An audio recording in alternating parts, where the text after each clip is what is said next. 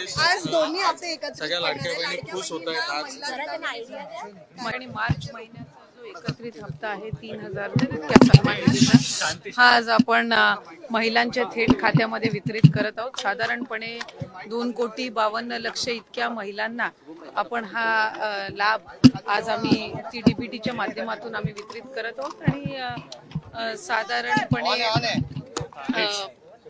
या औचित्यासाठी आम्ही या दोन्ही महिन्याचा लाभ आज महायुतीच्या सरकारच्या माध्यमातून राज्याचे मुख्यमंत्री आणि दोन्ही उपमुख्यमंत्री यांच्या सूचनेनुसार आज सुरुवात केलेली आहे। काही महिना असा नाहीये की ज्या महिन्यात महिलांना लाडक्या बहिणीचा हप्ता मिळाला नाहीये। डिसेंबर महिन्यामध्ये सुद्धा आचारसंहिता संपल्यानंतर झालेला आहे, जानेवारी महिन्यामध्ये सुद्धा वितरित झालेला आहे, फेब्रुवारी महिना आणि मार्च।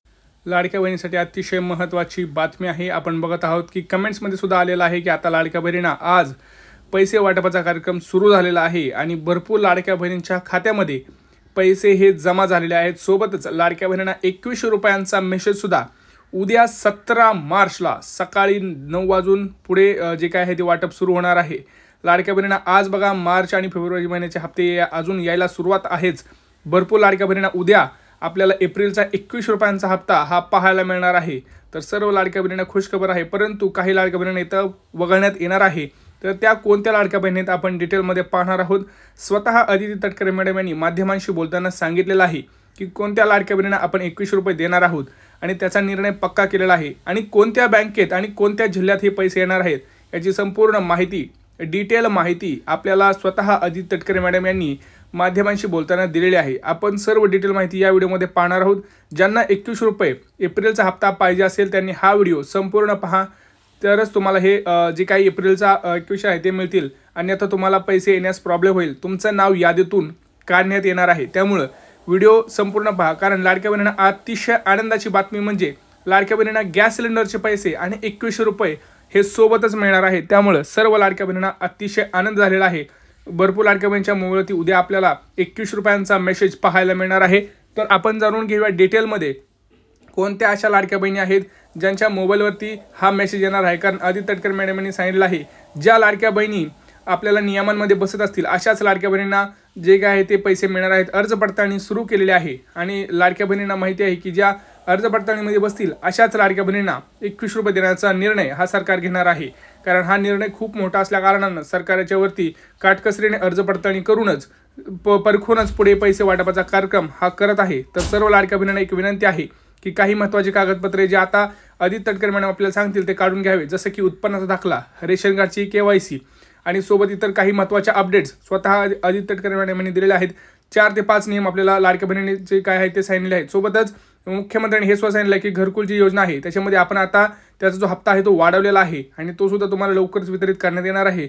ज्या लाडक्या बहिणींना स्वतःचं घर पाहिजे त्यांनी पटकन अर्ज भरावा। पहा आता अदिती तटकरे मॅडम काय म्हणतात, संपूर्ण व्हिडिओ डिटेलमध्ये पहा। मंत्री माझी लाडकी बहीण ही योजना महायुतीच्या सरकारची अतिशय महत्त्वाकांक्षी अशी योजना आहे आणि आज जवळपास 2,52,00,000 पेक्षा अधिक महिलांना आम्ही दर महिन्याला हा लाभ त्या ठिकाणी पोहोचवत आहोत।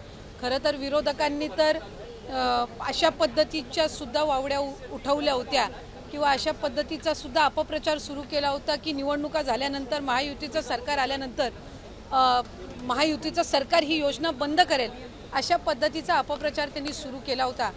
खरं तर त्या अपप्रचाराला कुठेही बळी पडू नये असं आम्ही सर्व लाडक्या बहिणींना आवाहन करत होतो आणि आज खऱ्या अर्थानं महायुतीच्या सरकारच्या वतीने आदरणीय अर्थ व नियोजन मंत्री उपमुख्यमंत्री अजितदादांनी आपला कारकिर्दीतला 11वा अर्थसंकल्प सादर करत असताना लाडक्या बहिणींच्यासाठी मुख्यमंत्री माझी लाडकी बहीण या योजनेसाठी जवळपास 36,000 कोटींची तरतूद ही त्यांनी यंदाच्या वर्षासाठी केलेली आहे आणि निश्चितपणाने ही करत असताना ही योजना कुठेही बंद होणार नाही।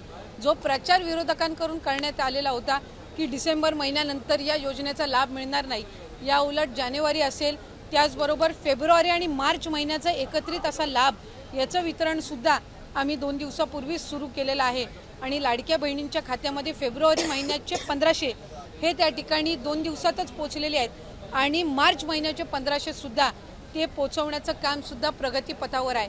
त्याच्यामुळे ही योजना ही महायुतीच्या सरकारची महत्त्वाकांक्षी योजना जी मुख्यमंत्री देवेंद्रजी फडणवीस साहेब उपमुख्यमंत्री एकनाथजी शिंदेसाहेब आणि उपमुख्यमंत्री अजितदादा यांच्या नेतृत्वाखाली अशाच पद्धतीनं कार्यरत राहणार आहे आणि तेच आपल्याला आजच्या अर्थसंकल्पातून पाहायला मिळालं। स्पेसिफिक प्रश्न आहे की 1,500 रुपये की 2100 रुपये नेमकं महिलांना किती रुपये मिळणार आहेत या लाडकी बहीण योजनेच्या माध्यमातून? कारण विधानसभेपूर्वी आपला जो जाहीरनामा होता त्याच्यामध्ये 2100चा उल्लेख होता, त्यामुळे स्पेसिफिक प्रश्न मला आपल्याला आवर्जून त्यानिमित्ताने आणि आपल्या माध्यमातून सर्व आमच्या लाडक्या बहिणींना त्या ठिकाणी सांगायचे की राज्याचे मुख्यमंत्री देवेंद्रजी फडणवीस साहेब आणि आमचे दोन्हीही उपमुख्यमंत्री असतील, मंत्रिमंडळातील सर्व आम्ही त्या ठिकाणी मंत्री महोदय असू, आम्ही सगळ्यांनी सुरुवातीपासूनच ही योजना अधिकाधिक यशस्वी पद्धतीनं राबवण्याचा प्रयत्न हा केलेला आहे। पुढेही आम्ही त्याच पद्धतीनं हा प्रयत्न करत राहणार।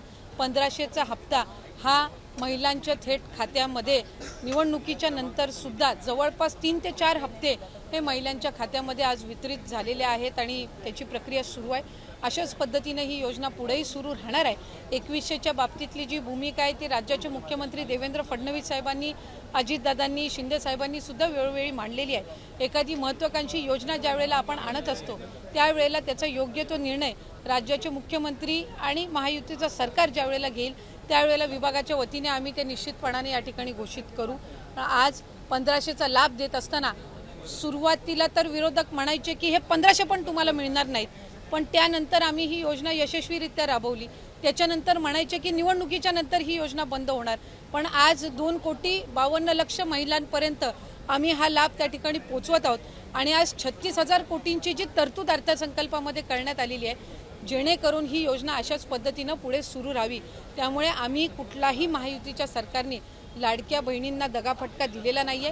2100चा योग्य तो निर्णय जाहीरनामा किंवा एखादा ज्या वेळेला तुम्ही वचननामा असतं तो पुढच्या 5 पंचवार्षिक या संबंध या याच्यातून दृष्टिकोनातून तो ठेवलेला असतो। त्यामुळे त्या बाबतीतला योग्य तो निर्णय हा महायुतीचं सरकार हे निश्चितपणाने घेईल। पण आपल्या माध्यमातून मला लाडक्या बहिणींना सांगायचं आहे की ही योजना कधीही बंद होणार नाही आणि महायुतीच्या सरकारकडून अशाच पद्धतीनं चालू राहील।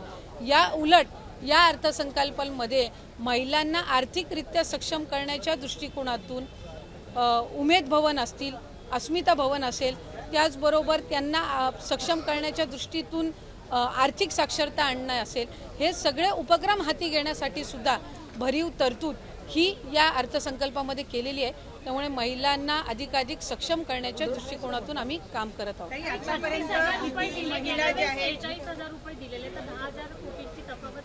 आपल्या माहितीसाठी मला सांगायचं आहे की मार्च महिन्यापर्यंतचा जो हप्ता आहे तो अर्थसंकल्पाच्या आधीच वितरित झालेला आहे आणि ही जी तरतूद आहे ही पुढच्या महिन्यांपर्यंत आहे। डिसेंबर महिन्यांमध्ये ज्या वेळेला ही जी केलेली तरतूद आहे या पलीकडे जर आपल्याला लाभासाठी तरतूद करावी लागली तर डिसेंबरच्या अधिवेशनामध्ये ती निश्चितपणाने करण्यात येईल। 36,000 कोटींची तरतूद जी आहे पहिले वर्षाचे 3 महिन्याची तरतूद ही आधीच उपलब्ध करून दिलेली आहे। आता राहिले तुमचे 9 महिने आणि मग त्याच्यानंतर डिसेंबरच्या अधिवेशनामध्ये जर पुढच्या 3 महिन्यासाठी लागली तर त्या पद्धतीनं ती पुरवणी मागण्यांमध्ये केली जात असते। त्यामुळे या योजनेला यशस्वीरित्या राबवण्यासाठी जी काही तरतुदीची गरज आहे दर महिन्याच्या लाभाकरिता ती या अर्थसंकल्पामध्ये झालेली आहे। स्क्रुटिनी सुरू झाल्यापासून आतापर्यंत किती महिलांनी स्वतःहून सोडलेले आहेत किंवा किती महिलांना वगळण्यात आलेलं आहे, त्याचबरोबर इतर ज्या योजना आहेत म्हणजे निराधार योजना असेल किंवा इतर योजना, या महिलांना या योजनेचा लाभ कशा पद्धतीने दिला जाणार? जे टोटल रजिस्ट्रेशन विभागाकडे झालेलं होतं ते साधारणपणे 2,63,00,000 असं होतं, पण हे जुलै ऑगस्ट महिन्यापासूनचं होतं आणि जुलै ऑगस्ट महिन्यापासूनच स्क्रुटिनीची जी प्रक्रिया आहे ती त्या ठिकाणी सुरू आहे आणि पात्र महिला ज्या आहेत, लाडक्या बहिणी ज्या आहेत त्या साधारणपणे 2,52,00,000 2,53,00,000 इतके त्या ठिकाणी असतात। आधार सीडिंग ज्यांचे अकाउंट झालेले आहेत त्यांना दर महिन्याचा लाभ वितरित होत असतो। नमो शेतकरी योजनेचा जे लाभ घेतात त्यांना नमो शेतकरीचे 1000 आणि मग वरचे जे 500 आहेत ते त्या ठिकाणी लाडक्या बहिणीच्या या तरतुदीतून मिळत असतात। संजय गांधी निराधार योजनेच्या ज्या लाभार्थी आहेत त्यांना 1500चा लाभ हा संजय गांधी निराधार योजनेतूनच मिळत असतो। त्याच्यामुळे या योजनेतून मिळण्याचं त्याच्यामध्ये काही कारण नाही। या व्यतिरिक्त 4 चाकी वाहनं असणारी असतील किंवा जिल्हा स्तरावरून ज्या तक्रारी आम्हाला प्राप्त होतात त्या पद्धतीनं ती योग्य ती कारवाई आहे ही केली जात असते आणि परत ज्यांनी आम्हाला या योजनेचा लाभ नको आहे किंवा आम्ही या योजनेच्या लाभासाठी आता पात्र नाही आहोत असे जे अर्ज आहेत हे काही हजारांच्या संख्येमध्ये आहेत।